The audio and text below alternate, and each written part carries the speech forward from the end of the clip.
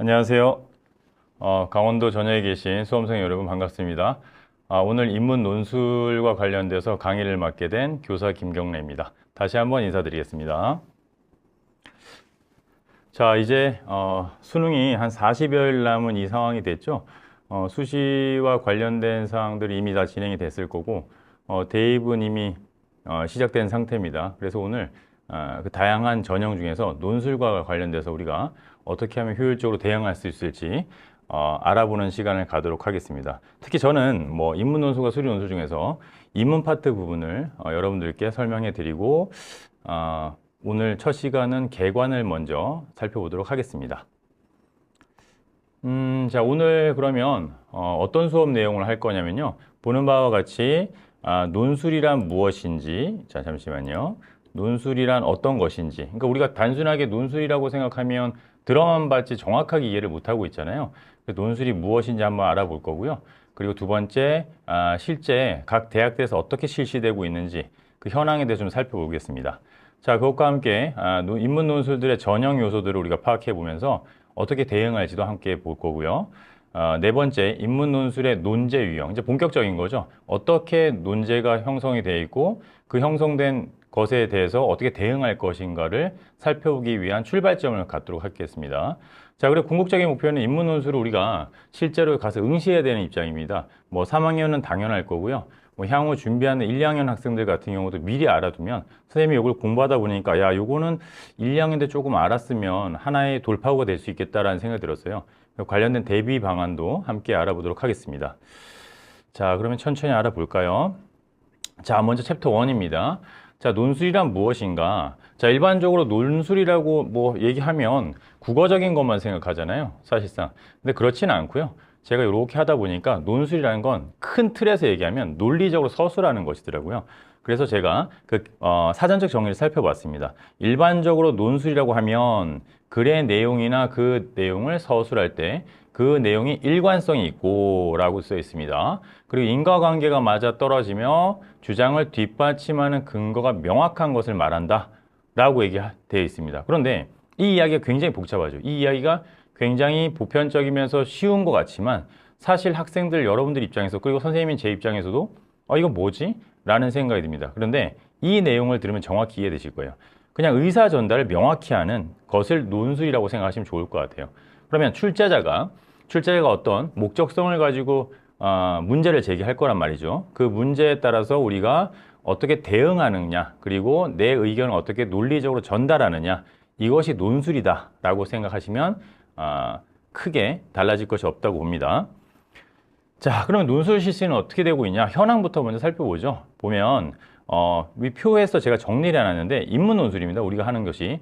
인문 논술 같은 경우는 우리 화면에서 보는 거와 마찬가지로 서울을 중심으로 23개 대학이 있습니다. 23개 대학에서 실시하고 있고요. 뭐 건대, 경기대, 경희대, 고려대, 광운대, 덕성여대, 동국대, 동덕여대를 비롯해 상명대, 그리고 홍익대까지 굉장히 많은 대학에서 23개 대학에서 논술 전형을 실시하고 있습니다.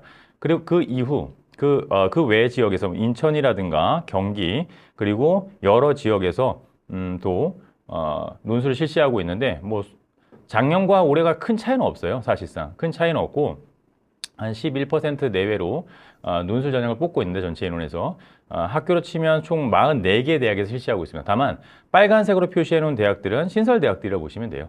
근데 올해 같은 경우는 가장 큰 화두가 되는 게 고려대학교죠. 고려대학교에서 학생부 교과 전형의 일부를 빼서 논술 전형을 신설하면서 굉장한 파급력이 있지 않을까라는 생각을 가지고 있습니다. 현재 현장에서는 그렇게 보고 있습니다. 자, 그럼 이제 실시 현황을 살펴봤고요. 다음 볼까요? 자, 그러면 실제로 우리가 하게 되는 논술 전형에서는 도대체 어떤 것을 가지고 평가하느냐와 관련되어 살펴봐야겠죠. 그래서 인문 논술의 전형 요소는 무엇일까를 정리해 봤습니다. 자, 크게 보면요. 빨간색으로 표시되는 A 영역이 있고요. 그리고 핑크색으로 되어 있는 B 영역이 있고요. 그 다음에 이렇게 파르스름하게 되어 있는 C 영역이 있다 보시면 좋을 것 같아요. 그래서 먼저 학교를 다니고 있는 학생이지 않습니까? 그래서 학생부를 반영을 합니다.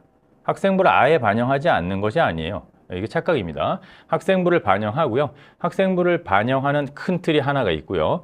그리고 우리가 이제 앞으로 11월에 보게 될, 마주하게 될 수능도 관련이 되어야 됩니다. 그리고 사실상 우리가 논술하면 떠올리는 글쓰기 능력도 하나의 전형 요소가 될 수 있습니다. 자, 그렇게 정리하자면 학생부 하나, 수능 하나, 글쓰기 세 가지의 요소가 인문 논술에서 큰 틀이 되는 전형 요소가 될 것입니다. 자, 그러면 넘겨볼까요? 자, 그럼 하나씩 살펴보겠습니다. 자, 전형 요소 1입니다. 교과입니다. 교과. 자, 학생부도, 자, 앞으로 다시 가볼까요? 학생부도 교과적인 게 있고 비교과적인 게 있습니다. 그럴 때 우리가 전형 요소 1로 학생부 교과를 먼저 살펴보도록 할게요. 자, 대학은 학생부 교과 성적을 반영할 때 교과 등급별 점수를 부여합니다. 뭐 이거는 뭐 수시나 정시나 뭐 거의 비슷한 형태가 되는 거죠. 대부분의 전형 요소가 동일합니다. 그리고 대학마다 점수 등급 산정 방식은 다릅니다. 다만 기본적인 틀은 비슷하단 말이라는 얘기예요. 왜냐하면 자, 예시를 보도록 할게요. 예시를. 자, 제가 이제 광운대학교와 단국대학교를 예시로 설명을 드리겠습니다. 어차피 상대평가니까 학생부 교과 성적이 1에서 9등급까지 나올 거고요. 대학에서는 논술 70%와 교과, 이거 보십시오. 교과 30%를 반영하고 있네요. 광운대는. 자, 그런데 자, 1등급, 2등급, 3등급, 4등급, 5등급, 6등급, 7등급, 8등급, 9등급까지 가는 중에 보시면 30점 만점을 해서 계속해서 점수를 이렇게 떨굽니다. 그런데 자세히 보시면 1등급과 2등급 사이의 점수가 0.6점이고요. 자, 2등급과 3등급 사이도 역시 0.6점, 0.6점, 0.6점의 차이가 발생합니다. 그렇죠? 자, 그리고 5등급에서 6등급에서는 살짝 이제 벌어지기 시작하죠. 그러다가 6등급에서 7등급인데 요 구간 보세요, 요 구간. 요 구간을 자세히 보시면 어떻습니까? 굉장히 벌어지죠. 자, 그래서 선생님은 여기부터는 이제 핑크색으로 이렇게 칠해놨는데, 자, 이런 현상이 광운대만 그러냐? 그렇진 않다는 얘기죠. 단국대 같은 경우도 한번 살펴볼게요. 자, 논술 70%에 교과 성적 20%, 출결 10%를 분리해서 선발합니다. 그럼 요소 자체를 약간 나눠왔다는 얘기죠. 그런데 이 교과 성적 자체도 20점, 19.8, 19.6. 자, 보십시오. 0.2점이 차이가 나고요. 0.2점이 차이가 납니다. 그리고 또 0.2점이 벌어집니다. 그리고 0.2점입니다. 0.2점입니다. 계속 똑같은 극간의 차이가 나죠. 그런데 갑자기 7등급대 학생들이 되면 5점으로 점수를 벌립니다. 이게 무슨 얘기일까요? 7, 8, 9등급 학생들에게는 사실상 역전의 기회를 허용하지 않겠다는 시그널인 거죠. 그러니까 논술 전형이 사실상 현장에서는 학생부 교과나 학생부 종합 전형에서 어떤 압박이 있는 경우에 전환할 수 있는 이 상황을 급격하게 변화시킬 수 있는 하나의 요소라고 봤을 때에도 7, 8, 9등급에서는 조금 어렵다. 이렇게 보시는 게 맞고요. 이런 경우는 학생부 교과가 반영되지 않는 전형으로 쓰시는 게 맞지 않을까라고 생각합니다. 그런데 여기서 다시 하나 또 체크해야 될 것이 대부분의 학생들이 합격하는 등급대는 어떻게 될까도 궁금하잖아요. 그런데 여기 표시를 해놨습니다. 대부분의 합격 학생들은 3등급에서 5등급 사이의 스펙트럼을 가지고 합격되는 학생들이 이렇게 분포합니다. 자, 그러면 이제 궁금증이 생기는 거예요. 3등급에서 얼마나, 1, 2등급이 굳이 오지는 않을 거 아니에요. 그럼 3등급에서 얼마나 내가 벌어지느냐 여부를 봐야겠죠. 자세히 보시면 3등급 여기 광운대를 보시면 28.8이고요. 7등급이 보면 24점입니다. 그러면 사실상 이 점수 차이가 3점 이상이 벌어지는 군이 돼버리면 내 환산 점수가 3점 이상이 벌어지면 혹은 4점이 된다라고 하면 합격하기 좀 어렵구나. 이렇게 보셔도 무방하다고 봐요, 저는. 그래서 사실상 요 정도 허리에 있는 등급대가 되어야 된다는 거죠. 자, 이런 거는 뭐 광운대 홈페이지에 가셔도 확인이 가능하고요. 단국대 홈페이지에 가셔도 입결 점수를 확인할 수 있습니다. 물론 논술 점수 제외하고 교과 점수만 말씀드리는 거예요. 자, 이렇게 이렇다라는 정도는 이해를 하시면 각 대학별로 상이한 점수일지라도 나의 유불리를 따지실 수 있을 겁니다. 자, 그러면 이제 두 번째가 되겠죠. 자, 학생부라는 영역 내에서 두 번째 요소는 비교과 영역입니다. 자, 비교과는 자 보세요. 아까 단국대가 대표적인 사례인데 보시면 학생부에 해당하는 이 교과와 출결을 나눠놨죠. 자, 여기서 알 수 있네요. 비교과는 일반적으로는 출결만 포함합니다. 그래서 비교과 반영을 하는 대학을 찾아봤더니 5개 대학이 들어있는 거예요. 자, 동국대 출결 10%, 서강대 출결 10%, 성신여대 출결 1%, 중앙대 출결 10%, 그리고 한양대가 좀 독특합니다. 종합적인 요소를 보겠다고 합니다. 자, 한양대는 굉장히 특이하죠. 그러면 이 내용을 가지고 정리를 해보자면 출결만 보는 대학도 있고요. 종합적인 요소를 고려하는 대학도 있다라는 거죠. 자, 그러면 이걸 세부적으로 살펴보도록 하겠습니다. 세부적으로 보면요. 자, 인문논술의 전형 요소 비교과를 자, 세부적으로 봅시다. 자, 가천대를 비롯해서 건국대, 경희대 등등등의 대학들은 논술만 봅니다. 교과 안 봐요. 아까 얘기했던 교과에서 뭐 3점 차 이런 거 의미 없죠. 교과는 안 보죠. 그런데 여기에 해당하는 친구들 상명대, 숙명대, 신한대, 홍익대, 세종 같은 경우 교과 10%를 보고요. 성신여대는 이렇게 쪼개놨습니다. 비교과 1%를 본다는 게 표현되어 있고요. 다만 한양대 같은 경우는 교과라는 말을 쓰지 않고 기타라고 표현을 해서 종합평가입니다. 근데 밑에 표현되어 있네요. 자, 보시면 종합평가라는 건 출결 그리고 봉사 등의 학교 생활 성실도 중심의 종합평가이다. 다시 말하면 학교에 결석한 적이 없는지, 미인정 결석이 없는지, 봉사는 얼마나 했는지 등을 종합적으로 보겠다는 독특함을 갖고 있는 게 한양대입니다. 자, 이거 기억해 주시면 좋을 것 같고요. 다음에 가톨릭대 이런 경우도 교과가 한 20% 들어가네요. 그리고 서강대 같은 경우 역시나 출결이 10% 쪼개놨네요. 자, 동국대부터 여기도 쪼개놓았습니다. 자, 이렇게 이제 확인을 우리가 할 수 있었죠. 근데 여기서 이제 표를 통해서 아까 앞서 언급했던 걸 조금 얘기해 보자면 경기대 같은 경우는 굉장히 교과 비율이 높다는 거 확인할 수 있네요. 자, 그럼 이제 다음 요소를 볼까요? 자, 세 번째입니다. 제가 굉장히 눈여겨보는 요소인데요. 자, 인문논술, 수리논술 다 마찬가지겠지만 인문논술에서는 그 영향력이 굉장히 크다고 보는 것 중에 하나가 바로 세 번째 요소인 수능 최저학력 기준입니다. 자, 수능 최저학력 기준을 제가 A와 보시면 B로 나눠놨는데 그런 건 뭐 사실상 그걸 계열화시킨 건 아니고요. 그냥 이렇게 보시 편하게 해놓은 겁니다. 다만 가천대 같은 경우를 보시면 자, 국수 영탐 한 개입니다. 이렇게 볼 때 한 개 영역이 3등급 이내에 드는 기준점이 있는 거예요. 건국대 보실까요? 자, 국어, 수학, 영어, 탐구 한 개에서 2개 영역 합이 5가 나와야 되고요. 요거 기억하세요, 꼭. 자, 우리 학생들 요걸 빼고 생각하는 경우가 굉장히 많은데 한국사 무조건 5등급 안에 들어와야 됩니다. 자, 특히나 고려대학교 경영대학 같은 경우는 지금 보시면 등급 자체로 4개 합 5입니다. 이거 어마어마한 등급이죠. 대단한 등급을 맞춰야 됨에도 불구하고 맞춰야 되고요. 또 나아가서 한국사마저도 4등급이라는 기준을 꼭 맞춰야 되는 거예요. 물론 이런 경우가 뭐 많지는 않겠지만 간혹 가다가 이걸 놓쳐서 나 한국사 시간은 뭐 그냥 응시만 하면 돼 라는 생각은 버려야 되는 거죠. 한국사도 일정한 수준까지 해야 된다는 걸 기억하시고요. 자, 특이하게도 이제 거점국립대 중에서는 경북대와 부산대가 경북대와 부산대가 논술을 실시하는데 역시 최저도 있죠. 보시면 2개 합 5고 2개 합 6 이런 형태로 돼 있습니다. 자, 뭐 경희대도 건국대와 뭐 대동소이하다고 보시면 좋을 것 같고요. 그 다음에 가장 태풍에 눈이 되는 경우가 고려대학교인데 고려대학교 같은 경우는 굉장히 어렵습니다. 4개 합 8, 4개 합 5. 다시 한번 말씀드리지만 이 대단한 엄청난 등급인 거죠. 2등급 정도를 확보해야지 가능성이 있다는 겁니다. 자, 그럼 B군을 볼까요? 자, B군 같은 경우에도 마찬가지인데요.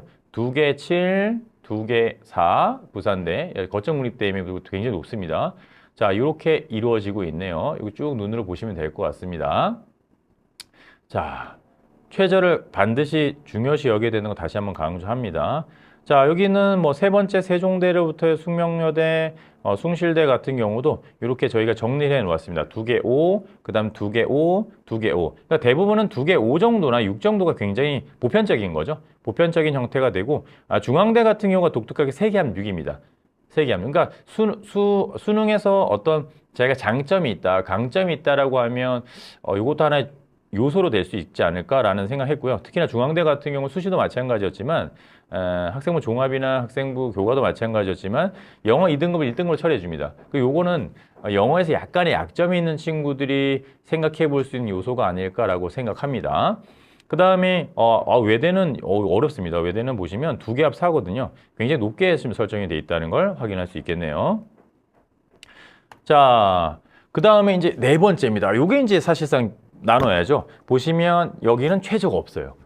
그러니까 나는 어느 정도의 글쓰기 능력도 있고 내가 표현할 수 있는 재주가 있는 친구라면 그런데 수능에 대한 압박감이 좀 있다면 이것도 노려봐도 되지 않을까라고 생각했습니다. 자, 정리하면서 든 생각인데요. 가톨릭대, 경기대, 광운대, 단국대 괜찮죠? 준수한데 충분히 도전해볼 만하지 않을까라고 생각하고요. 그리고 여기서 연세대학교 인하대 같은 경우도 우리 도내 지역 학생들이 한 번쯤은 도전해봐도 좋지 않을까라고 생각합니다.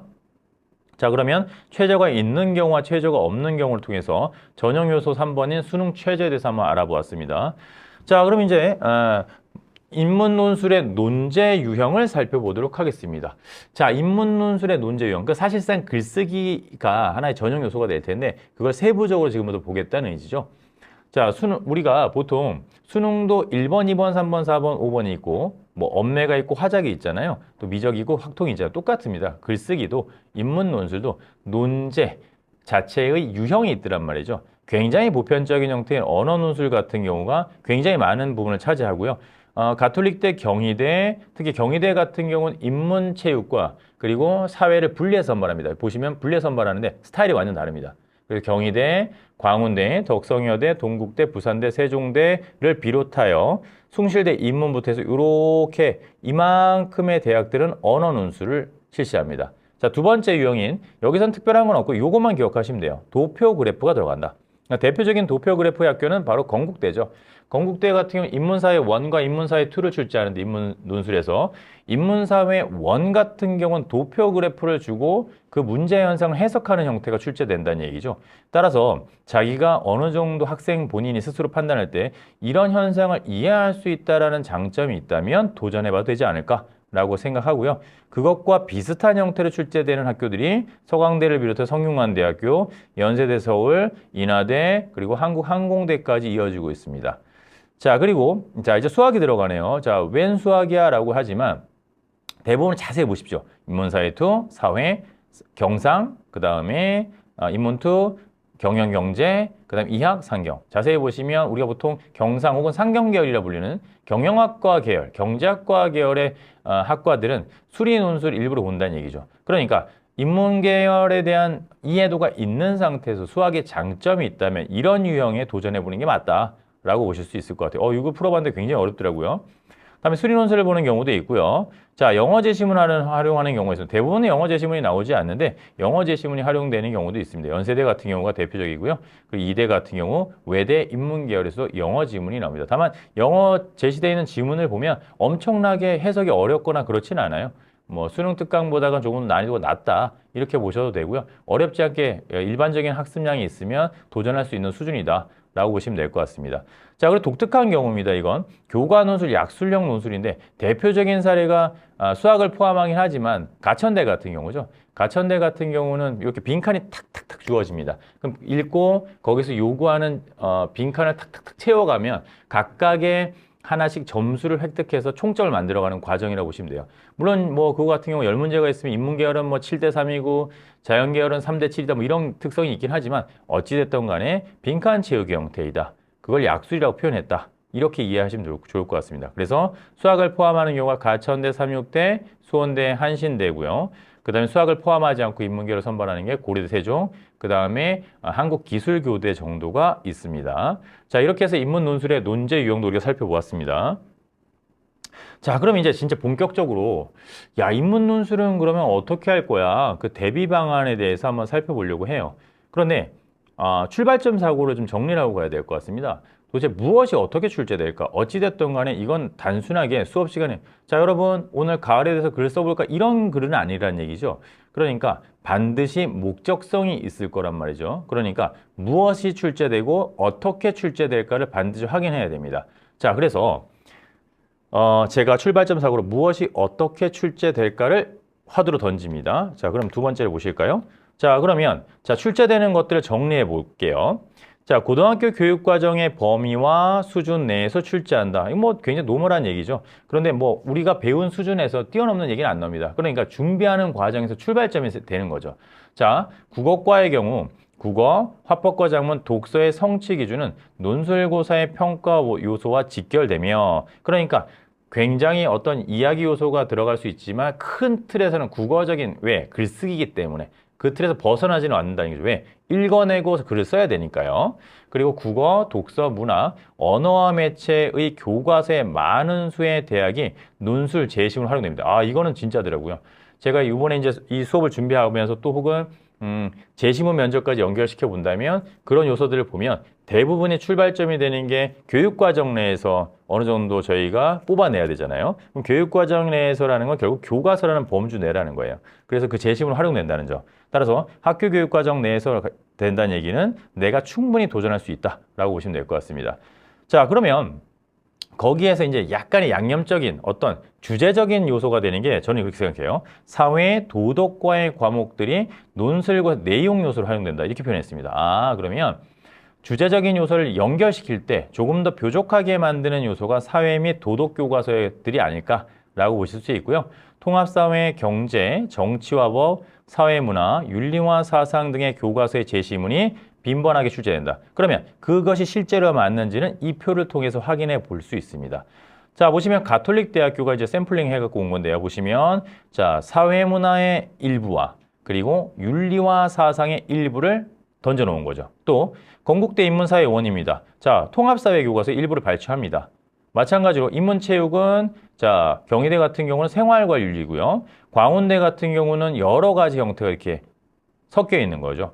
특이한 점은 도덕교과서에 굉장히 많은 부분이 하나의 요소로서 등장한다는 걸 다시 한번 보시면 될 것 같아요. 그러니까 거꾸로 얘기하면 아, 이런 게 출제가 되니까 이런 요소가 준비가 되어야 되겠다는 걸 보시면 될 것 같습니다. 자, 그럼 이제 무엇을 할까요? 자, 아까 말씀드린 거와 마찬가지로 국어과 가서 학원을 막 다니는 게 중요한 게 아니고요. 뭐 본질에 충실해야죠. 그러니까 국어과 교과서를 한번 쭉 읽어보는 것도 하나의 요소가 될 수 있고요. 그리고 저는 이렇게 생각해요. 여러분들은 수험생이거든요. 그리고 1, 2학년 학생들 수능 공부나 내신 공부를 도외시할 수는 없습니다. 그러니까 특히 3학년 입장에서는 대학 수학능력 시험 국어 영역 준비와 병행하는 것도 좋지 않을까라고 생각합니다. 저도 지금 수업을 하고 있는데 수능 특강 내에는 굉장히 많은 주제의 글들이 각 11강씩 배치되어 있어요. 그 글에는 굉장히 여러 가지의 주제의 글들이 있습니다. 그 요소만 이해해도 저는 충분히 접근할 수 있지 않을까라는 생각을 해봤습니다. 따라서 국어 영역 준비와 병행하는 것도 하나의 요소가 될 수 있겠다라는 생각을 합니다. 그 다음에 사회과 관련 기본 개념들을 정리해야 돼요. 요거는 좀 해야 될 것 같아요. 하면서 느낀 건데 아무래도 선택교과를 하고 있는 세대이기 때문에 관련된 교과목에 대한 사회적인 기본적인 개념들을 알아야 돼요. 뭐 사회 갈등론, 유기체설 이런 것들은 각각 정리가 필요하다고요. 그러면 깊이 있게 정리할 거냐? 그건 아니고요. 개념이 무엇인지 정도는 정의 정도는 정리해라 라는 걸 제안합니다. 자, 그럼 이제 두 번째입니다. 자, 이제 우리가 할 수 있는 걸 정리했거든요. 그럼 이제 정보를 캐보자고요. 정보를 캐보면 대학 제공의 자료를 좀 활용하는 것도 필요하다고 봐요. 자, 왜냐하면 간단하죠. 시험을 내는 곳이 어딜까요? 시험을 내는 곳이 바로 대학이죠. 그러니까 출제자도 출제자에 맞게 해야 되는 거죠. 왜 우리가 6월 모의평가, 9월 모의평가 중요하다고 합니까? 수능을 출제하는 기관에서 출제하기 때문입니다. 마찬가지예요. 우리가 실제 응시해야 될 각 대학들에서 어떻게 출제했는지 그것에 대한 자료를 정리한 자료들은 반드시 살펴봐야 되는 거예요. 따라서 출제자와 채점자가 누구인지 고려하는 거죠. 근데 결론은 대학이 만들고 대학이 채점합니다.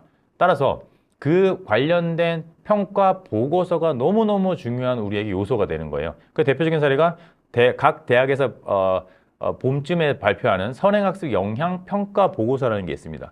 그 내용을 확인해 보시면 조금 더 접근도가 좋을 수 있어요. 다만 학생 여러분들이 보기엔 조금 어려움이 있을 수 있습니다. 그러면 저희 센터나 혹은 각 학교에 계신 선생님들께 좀 도움을 요청하면 조금 더 쉽게 이해할 수 있는 요소가 될 수 있다고 봐요.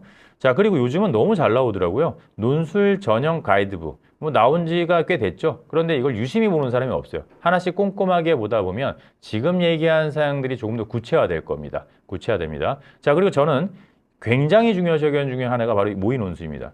자, 뭐 현장에 있으면서 느낀 건데 학교별로 각 스타일은 다르지만 대부분 우리는 제일 먼저 기출문제를 보게 되어 있습니다. 그런데 기출문제보다 더 중요한 게 당해년도의 모의 논술이에요. 그 모의 논술은 기출문제에서의 조금 더 변형 형태가 출제되고 그 변형 형태는 결국 그 당해년도의 반영 요소라고 볼 수 있거든요. 따라서 봄에 보통 4월이나 5월쯤에 공문 시행이 되는데 모의 논술을 보는 것도 요소가 될 수 있다. 요즘은 몇 대학들 같은 경우 모의 논술을 보게 되면 내가 몇 등인지 몇 점인지까지 추적해서 알려주는 대학이 많습니다. 그래서 요즘은 컴퓨터로 하는 경우가 많더라고요. 그래서 한번 해보는 것도 괜찮다 보시고요.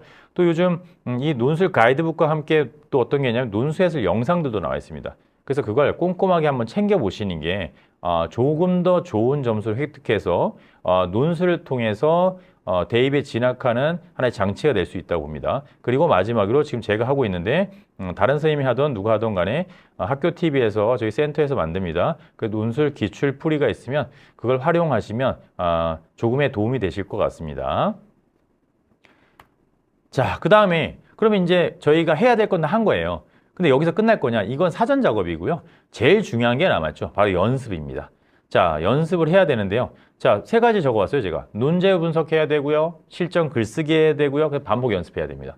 그런데 이제 의문점이 생겨요. 그러면 선생님, 수능 준비는 언제 하고요? 내신 준비는 언제 하고요? 이거 너무 힘들지 않나요? 라고 말씀하실 수 있어요. 근데 제가 이렇게 분석도 해보고요. 그 다음 출제대 보면서 느낀 건데 이 논제 분석이라는 게 별게 아니에요. 다른 게 아니고 우리가 수업 시간에 혹은 사회나 국어 시간에 이루어지는 학습 활동을 글로 표현하는 걸 생각하시면 쉬울 것 같아요. 그런데 보통은 학생들은 학습 활동 풀이를 하게 할 때 간단하게 단답형으로 쓴단 말이죠. 그러니까 자기를 표현하는 길이 없는 거죠. 그걸 조금 더 길게 써보는 경험을 갖는다면 실전 글쓰기 할 때 굉장히 유리하지 않을까라고 생각해 봤습니다.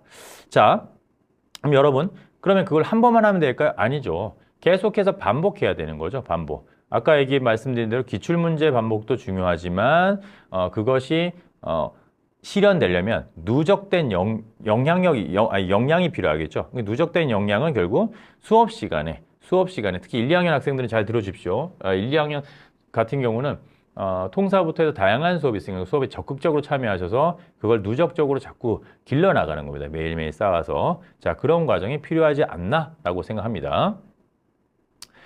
자, 네 번째입니다. 인문논술의 대비 방안 네 번째. 저는 이걸 하이라이트라고 봐요. 수능 최저학력 기준 충족을 위해 수능 준비한다. 자, 보통은 현장에 있어 논술을 쓰겠다고 찾아오는 친구들 같은 경우는 뭐 글을 굉장히 잘 표현하는 친구도 있겠습니다만 대부분은 학생부 교과나 학생부 종합전형에서 본인의 눈높이의 대학에 지원하기 조금 더 어렵다. 다소 불리하다라고 판단하는 경우에 오는 경우가 많지 않습니까? 자, 그런데 간과하는 게 있죠. 수능이 안 나와도 나는 갈 수 있다. 아닙니다. 절대 아니죠. 수능 최저학력 기준은 어디에서나 중요한 거예요. 어디에서나. 그래서 가장 중요한 건 이 수능 준비가 무조건 병행돼야 됩니다. 그래서 대부분의 선호대학들은 수능 최저학력 기준을 앞서 언급한 대로 설정한 대학이 굉장히 많습니다. 따라서 이건 반드시 해야 돼요. 왜냐하면 자격 조건이기 때문에 그래요. 그러니까 이 자격 조건을 충족하지 않으면 이 사람은 경쟁에 뛰어들 수가 없는 거죠. 물론 어플라이를 통해서 지원은 가능합니다만 사실상 경쟁에서 낙오되는 형태가 되니까 수능 최저학력은 반드시 쟁취해야 됩니다. 자, 이것이 경쟁률을 통해서 아주 극명하게 드러나는데 보십시오. 예시를 갖고 왔습니다. 자, 경희대와 동국대와 서강대와 그 다음에 숭실대입니다. 자, 화면을 보시면 간단한데요.